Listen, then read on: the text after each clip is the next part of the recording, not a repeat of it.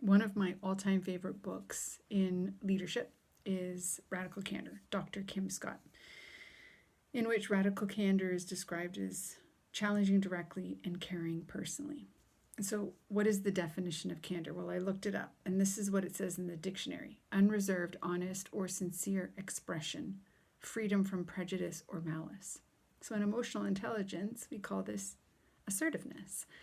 Candor is basically the skill set of assertiveness, which when we look at emotional intelligence, and this is the model I'm talking about right here, assertiveness lives in the self-expression realm of emotional intelligence. But something that's really quite fascinating about assertiveness is, what's our definition of assertiveness? In emotional intelligence, it is the skill that enables us to defend personal rights and values in a non-destructive, non-offensive manner.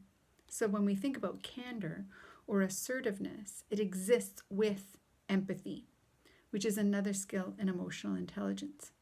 See, the definition of candor includes the words free from prejudice or malice, that it's honest and sincere in its expression.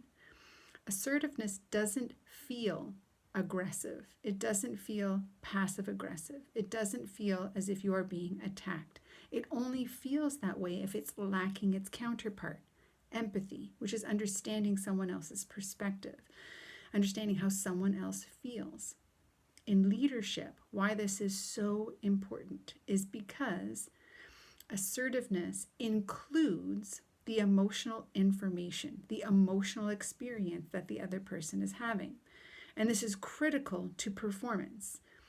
You see, you and I may have been learning quite painfully over the last 10 months.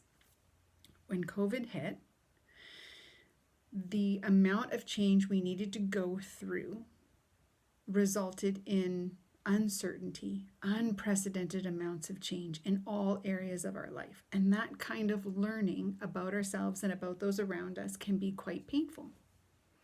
So coming into this space where we're getting used to what our environments are like for now and the unforeseen future, balancing empathy and assertiveness becomes so important in the leadership role, because we now have been able to see how our people respond to uncertainty, unprecedented amounts of change, and the emotional roller coaster that follows.